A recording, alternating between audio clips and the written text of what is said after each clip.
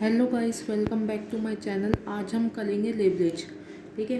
तो ये क्वेश्चन ही हम बाद में सॉल्व करेंगे, पहले थ्योरेटिकल चीज़ें समझ लेते हैं एक बार। लेवरेज क्या होती है? देखो, लेवरेज बेसिकली इसमें दो चीज़ें आती है, एक तो fixed financial cost and fixed operating cost.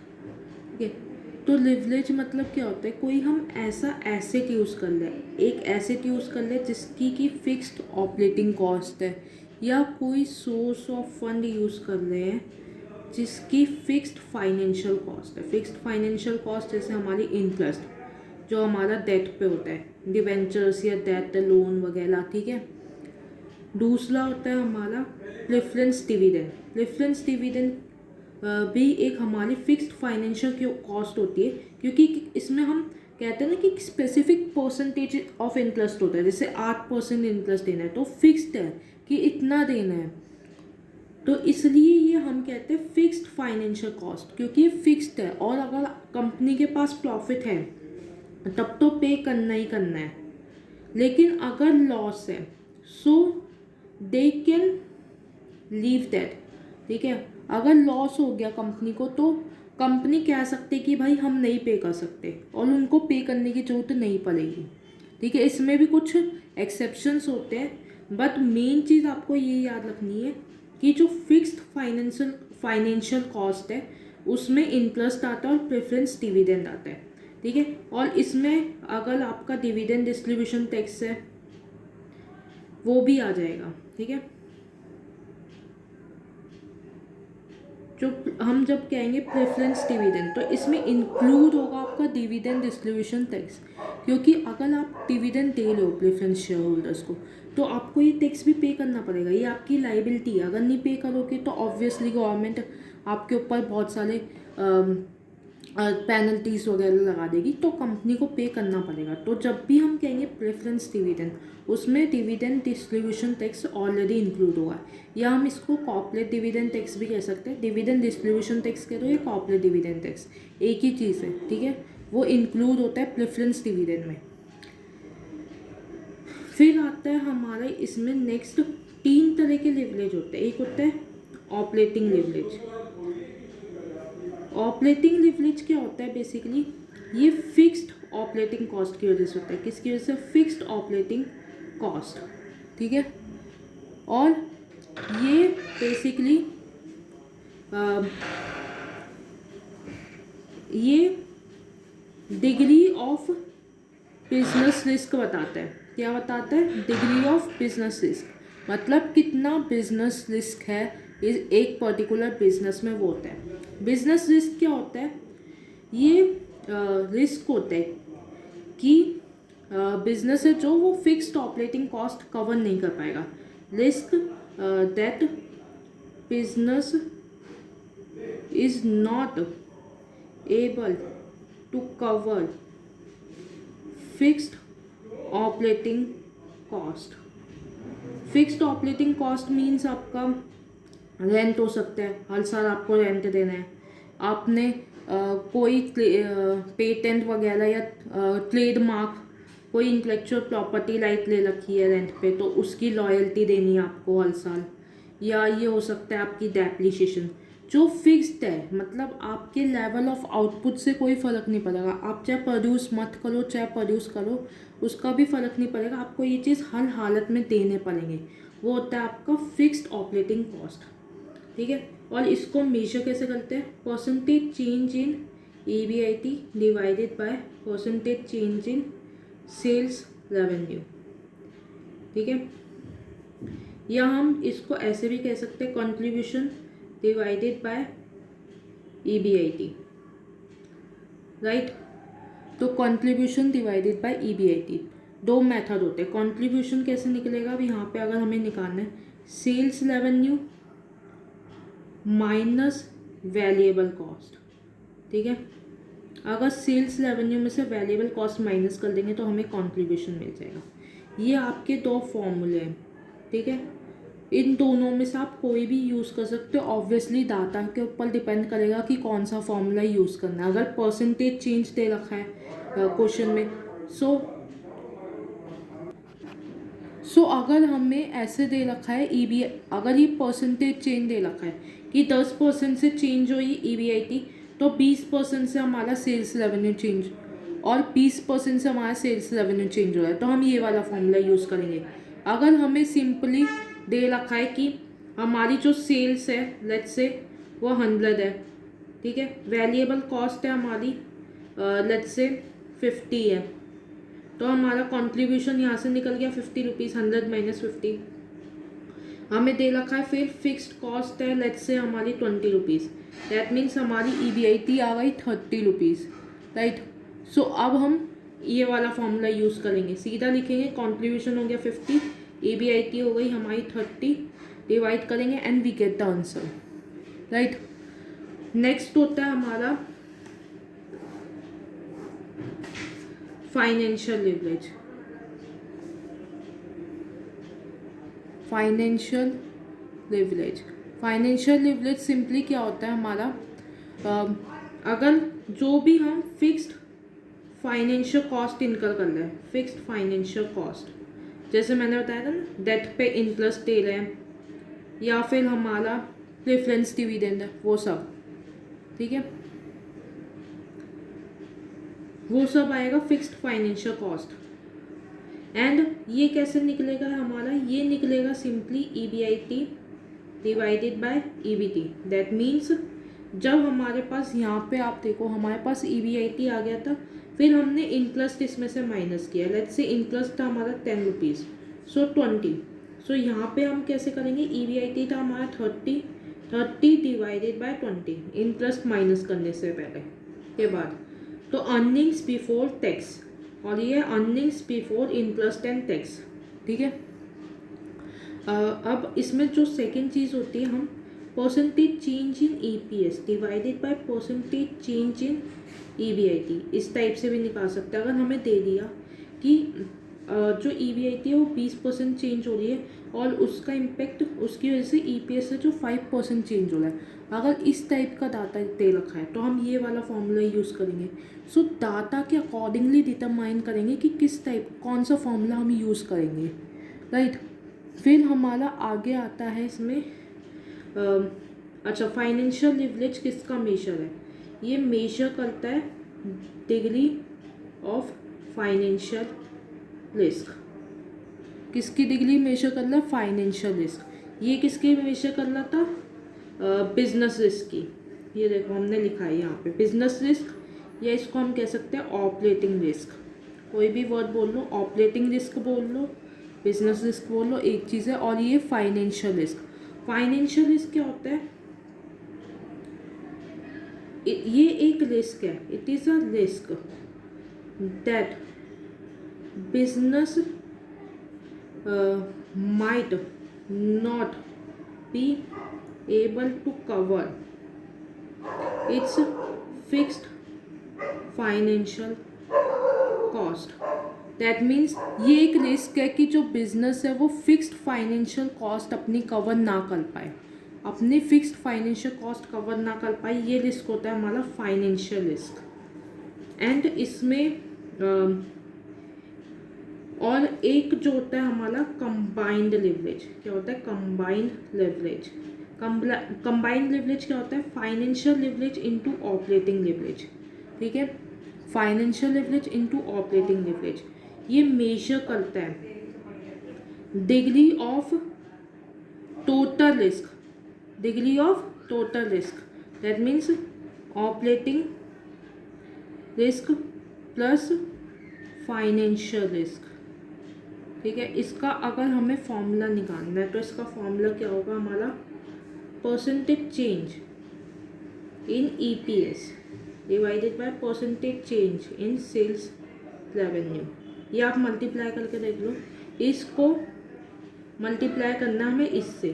So EBIT से EBIT कटा, बचा क्या, EPS ऊपर बचा, नीचे क्या बचा, सेल्स रेवेन्यू। तो percentage change in EPS divided by percentage change in sales revenue. EPS क्या होता है हमारा, अर्निंग पर शेयर, मतलब एक शेयर कितना कमा रहे हैं, एक शेयर पे जो इन्वेस्टर है वो कितना कमा रहा है, ठीक है।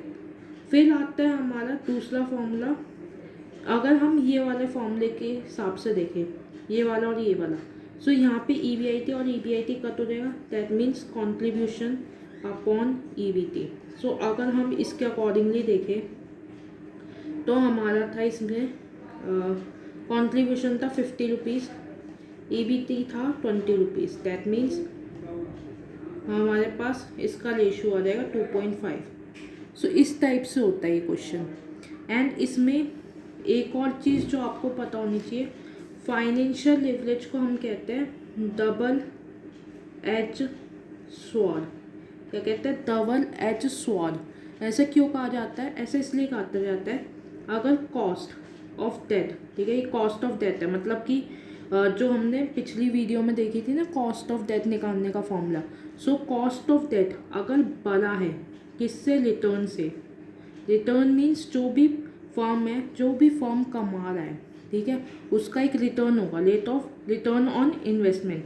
ठीक है, अगर मैंने 10 रुपये लगाए, सो इस 10 रुपये पे मेरे को कितना पैसा मिल रहा है? 2% मिल रहा है, 3% रिटर्न मिल रहा है, कितना रिटर्न मिल रहा है?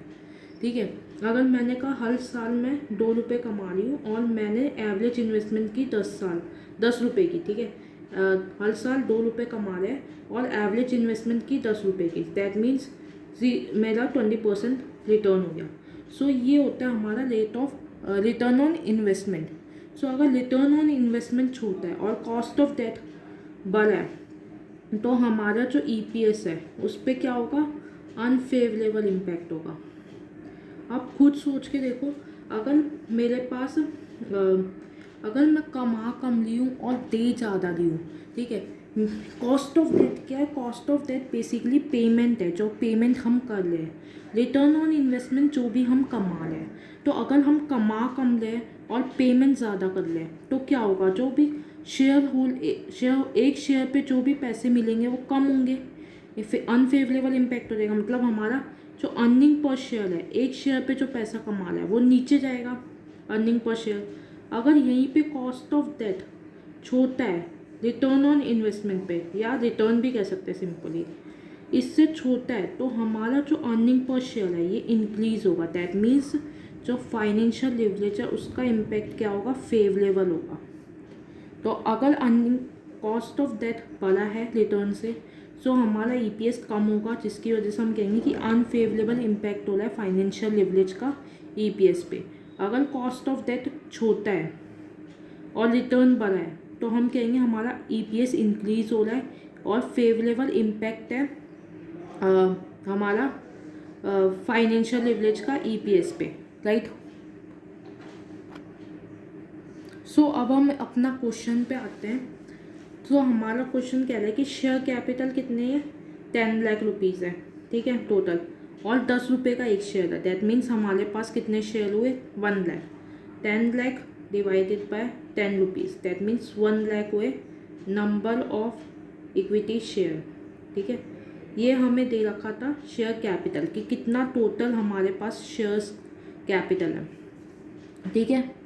फिर हमें दिया हुआ है आगे 10% दैट मीन्स इंटरेस्ट कितना है? 10%, ठीक है। और इस पे जो अमाउंट है ये 6 लाख रुपीज़ है, तो 6 लाख का सीधा 10% कर देंगे। So we get the 6 lakh का अगर हम 10% कर देते हैं, सो हमें पता लग जाएगा हमारा इंटरेस्ट कितना है। That means 60,000 will be our interest. फिर आता है सेल्स। सेल्स क्या है? 3 लाख यूनिट है, ठीक है, per annum. That means 3 lakh unit per annum. That means एक साल में हम 3 लाख यूनिट्स बेचते हैं, और कितने पे बेचते हैं? 5 रुपीज़ पे। दैट मीन्स हमारी सेल्स कितनी हो गई? 3 lakh into 5, that means 15 lakh, right. Valuable cost कितनी है? 3 पर यूनिट। वैल्यूएबल कितनी हो गई? 3 रुपये आ रहे हैं एक यूनिट पे, तो 3 लाख पे 9 लाख, ठीक है। फिक्स्ड कॉस्ट कितनी है? 2 लाख। सो अगर मुझे यहाँ पे लेट्स से मुझे ऑपरेटिंग लिवरेज, फाइनेंशियल लिवरेज और कंबाइन, ठीक है, तीनों लिवरेज निकालने हैं। सो अब मेरा क्या होगा? कंट्रीब्यूशन निकलेगा, कितना आएगा? 6 लाख, ठीक है। अब मेरी कॉस्ट कितनी है फिक्स्ड वाली 2 लाख है, ठीक है, fixed 2 lakh, that means 4 lakh. तो ये 4 लाख क्या हो गया मेरा EBIT, that means earning before interest and tax. So अब मेरा ऑपरेटिंग लिवरेज क्या होता है, कॉन्ट्रीब्यूशन डिवाइडेड बाय EBIT। तो कॉन्ट्रीब्यूशन कितना है मेरा 6 लाख, ठीक है, EBIT कितनी है मेरी 4 लाख, दैट मीन्स 3/2। अब इसका निकाल लेंगे 1.5, राइट। फिर आया मेरा नेक्स्ट फाइनेंशियल लिवरेज, क्या होता है EBIT upon EBT, interest minus कर देंगे, इंटरेस्ट कितना है 10% ऑन 6 लाख, दैट मीन्स 60,000। सो अगर 4 लाख में से 60,000 माइनस होगा, दैट मीन्स 3,40,000, ठीक है, 3,40,000, ओ सॉरी 4 लाख डिवाइडेड बाय 3,40,000, ठीक है, तो 34 डिवाइडेड बाय 40, 1 पॉइंट समथिंग आएगा हमारा, 40 डिवाइडेड बाय 34, 1.176, 1.176, ये होगा हमारा आंसर, ठीक है। अब मुझे कंबाइंड लिवरेज, कंबाइंड लिवरेज के लिए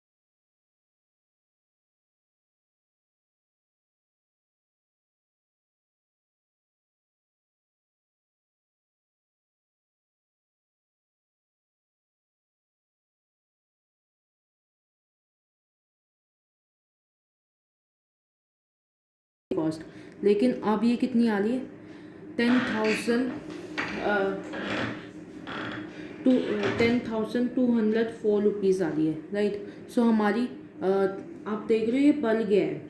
सो इसलिए मैंने कहा कि टैक्स का इम्पैक्ट इंक्लूड कर लेते हैं, ऐसे जब हम वन माइनस टैक्स लिख देते हैं। और ये टैक्स कौन सा है, कॉर्पोरेट डिविडेंड टैक्स है, याद रखना। कॉर्पोरेट टैक्स नहीं, कॉर्पोरेट डिविडेंड टैक्स है, ये चीज़ आप याद रखना, कॉर्पोरेट डिविडेंड टैक्स। जब भी हम डिविडेंड देते हैं तो हमें कॉर्पोरेट डिविडेंड टैक्स देना होता है कंपनी को, ठीक है, वो टैक्स है ये। सो नाउ अब हम इसको कैलकुलेट करेंगे।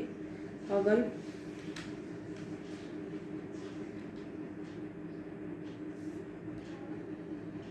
फोर लैख डिवाइडेड बाय 329,796, ठीक है। अब इसको हम 4 lakh divided by 329,796, that means 1.2 around आएगा, ठीक है। सो ये था हमारा एक छोटा सा कॉन्सेप्ट जो आपको पता होना चाहिए प्रेफरेंस डिविडेंड का। आई होप आपको समझ आ गया होगा ये प्रेफरेंस डिविडेंड वाला पॉइंट, कि preference dividend divided by 1 minus corporate tax. तो इस टाइप से होता है। अगर अब हमें इसमें से कंबाइंड लिवरेज लेना होता तो हम ये वाला जो हमने आंसर निकाला है ये मल्टीप्लाइड बाय ये, ठीक है, 1.17 सॉरी ये वाला ऑपरेटिंग 1.5 इंटू ये। सो इन दोनों को जब मल्टीप्लाई कर देंगे हम, so we get the answer combined leverage. ये वाला और ये वाला मल्टीप्लाई होंगे, सो हमें कंबाइंड लिवरेज मिल जाएगा।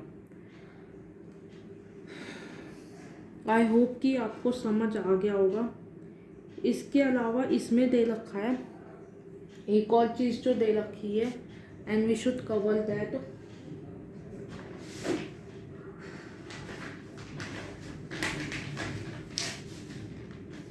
इसमें कहा है कि जो सेल्स है वो हो रही है इंक्रीज 10% से, ठीक है। सो अगर सेल्स 10% से इंक्रीज हो रही है तो दैट मीन्स पहले हमारी 3 लाख था, तो 3 लाख का 10% 30,000, that means 3 lakh plus 30,000, 3 lakh 30,000, right. इतनी हमारी अब नई सेल्स हो गई। सो उसके अकॉर्डिंगली हम निकालेंगे अपनी वेरिएबल कॉस्ट, ठीक है। वेरिएबल कॉस्ट कितनी निकलेगी हमारी 3,30,000 पे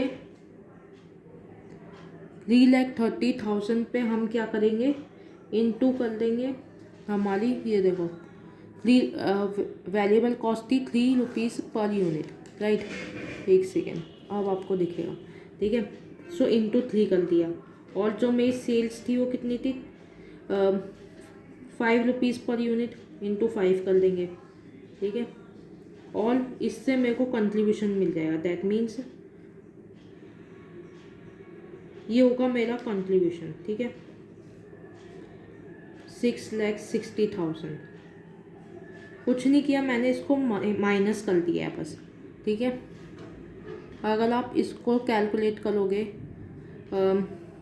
कितना आएगा, इतना कुछ आएगा, एंड ये आएगा।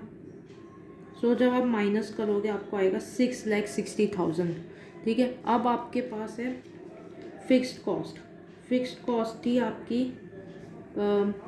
2 लाख, ठीक है। तो 4,60,000 आ गई आपकी EBIT, earnings before interest and tax. Interest कितना था 60,000, ठीक है। इंटरेस्ट में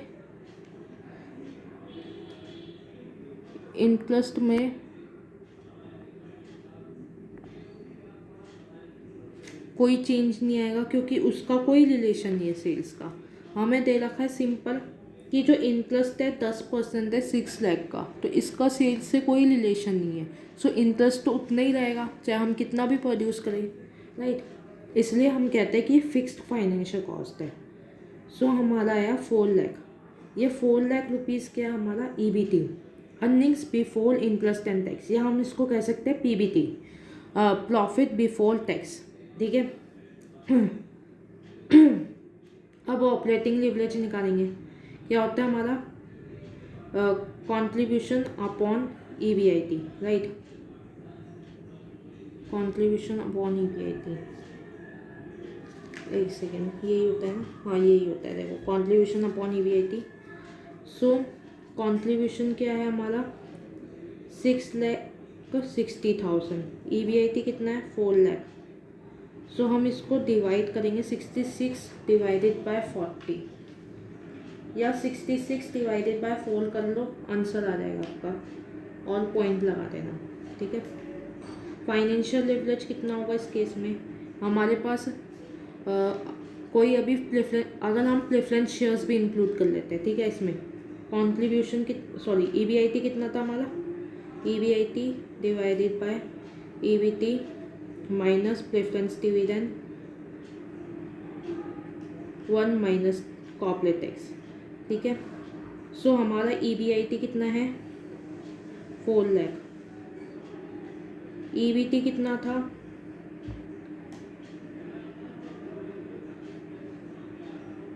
एक सेकेंड, ईबीआईटी हमारा 4,60,000 था, यहाँ पे थोड़ा सा गड़बड़ हो गया, अब होगा answer 6,60,000 divided by 4,60,000, that means 1.43, 4,60,000 था हमारा, एक सेकेंड कहाँ गया, ये रहा, ईबीआईटी था 4,60,000 और ईबीटी है हमारा 4 लाख। प्रेफरेंस डिविडेंड कितना दे रखा था हमें क्वेश्चन में, देखो 10% था 1 लाख का, दैट मीन्स 10,000, और corporate dividend tax 2%, so 10,000 divided by 1 minus 0.02, so that means 0.98 हो गया। सो हम यहीं से देख लेते हैं हमारा कितना निकला था, ये निकला था हमारा यहाँ से, ठीक है। सो हमारा था 4,60,000, ठीक है, डिवाइडेड बाय ये 4 लाख था माइनस इतना इंटरेस्ट था 10,204, ठीक है, 0.08। अब हम इसको सॉल्व करेंगे, so we get the answer 4 lakh minus 10,000 204.8, that means 4,60,000 divided by 389,795.2, ठीक है। अब 4 लाख डिवाइडेड बाय 7,897.2, सो 1.02, ठीक है। अब हमें कंबाइंड लिवरेज निकालना है, सो सिंपली हमारे पास है ये operating leverage 1.43 into financial leverage 1.02, ठीक है। सो हमारा सिंपली आंसर निकल जाएगा इससे, इंटू 1.43 निकाल देंगे, वी गेट द आंसर 1.46। सो इस टाइप से होगा, बस आपको जो फॉर्मूलेस है वो एक बार दिमाग में रखने हैं, एंड बाकी आपके पूरे चैप्टर में ज़्यादा कुछ है नहीं, फॉर्मूलेस दिमाग में रख लेना। अच्छा, एक और चीज़ आपको जो बताना भूल गई मैं, फाइनेंशियल ब्रेक इवन, ये इम्पॉर्टेंट पॉइंट है, ये आप लिख लेना कहीं पे। फाइनेंशियल ब्रेक इवन ये क्या होता है, फाइनेंशियल ब्रेक इवन एक पॉइंट होता है जहाँ पे कि EBIT is equals to fixed financial cost, ठीक है। जो हमारी ईबीआईटी है वो फिक्स्ड फाइनेंशियल कॉस्ट के इक्वल होती है, दैट मीन्स कि एक बार हमने इंटरेस्ट प्लस प्रेफरेंस डिविडेंड, ठीक है, और इस प्रेफरेंस डिविडेंड में इंक्लूड है कॉर्पोरेट डिविडेंड टैक्स, ठीक है। सो ये दो चीज़ें हमारा जो EBIT है वो सिर्फ इन दोनों चीज़ों को कवर करने के बराबर है। इन दोनों को कवर कर लेगा, उसके बाद कुछ नहीं बचेगा। EPS equals to zero, that means जो भी अर्निंग पर शेयर है वो ज़ीरो हो गई। अगर एग्जांपल लेके समझ लेते हैं, EBIT लेट्स से हमारी 1 लाख रुपीज़ है, ठीक है। इंटरेस्ट है हमारा लेट्स से 50,000, ठीक है। 50,000 इसमें से चले गए, बच्चे कितने 50,000, ठीक है। अब हमारा लेट्स से प्रेफरेंस डिविडेंड है 40,000 और हमारा जो कॉर्पोरेट डिविडेंड टैक्स है वो है 10,000। सो 40,000 और इसमें दोनों को ऐड कर देंगे, दैट मीन्स पूरा जो टोटल प्रेफरेंस डिविडेंड निकला inclusive of tax,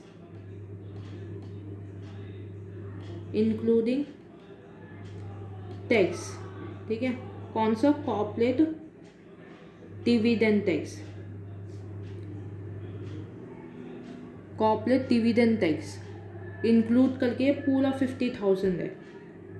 so that means जो हमारी अर्निंग्स बिफोर टैक्स है वो हो गई zero. Sorry earnings before tax नहीं, अर्निंग्स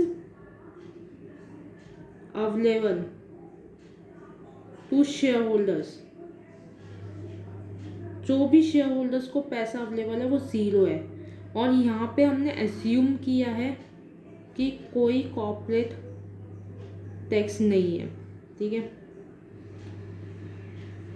सो अगर आपसे वैसे इस पे कोई प्रैक्टिकल क्वेश्चन नहीं आएगा, आपसे बस ये पूछा जाएगा एग्ज़ाम में कि फाइनेंशियल ब्रेक इवन पॉइंट क्या होता है।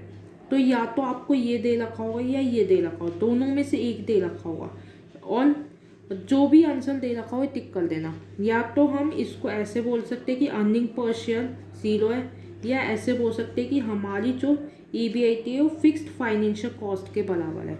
सो इन दोनों में से कुछ ना कुछ दे रखा होगा या दे रखा होगा बोथ। सो आपको ये चीज़ याद रखनी है।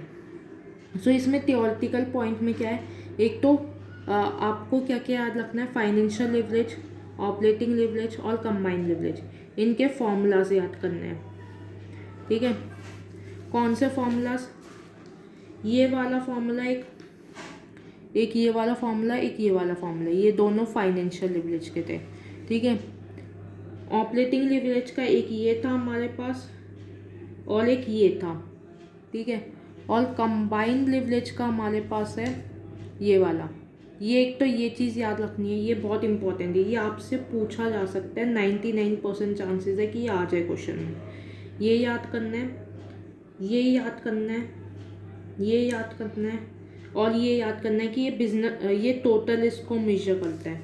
और ये याद रखना कि ये जो है ऑपरेटिंग लिवरेज, ये फिक्स्ड ऑपरेटिंग कॉस्ट की वजह से एग्जिस्ट करता है, ठीक है। फिक्स्ड ऑपरेटिंग कॉस्ट की वजह से एग्जिस्ट करता है और बिजनेस इसको मेजर करता है। और यहाँ पे फाइनेंशियल लिवरेज एग्जिस्ट करता है फिक्स्ड फाइनेंशियल कॉस्ट की वजह से, और ये फाइनेंशियल रिस्क को मेजर करता है। और फाइनेंशियल रिस्क और बिजनेस रिस्क क्या होता है वो याद रख लेना। इसके अलावा डबल एज स्वॉर्ड, ये याद करना कॉन्सेप्ट, ठीक है। डबल एज स्वॉर्ड क्या होती है, और ये आपका फाइनेंशियल ब्रेक इवन। बस आपको इतना याद करना है, आपका ये पूरा चैप्टर हो जाएगा। इतना ही है इस चैप्टर में। अगर आपको ये वीडियो पसंद आई हो तो लाइक कर देना, शेयर करना, सब्सक्राइब, एंड थैंक यू।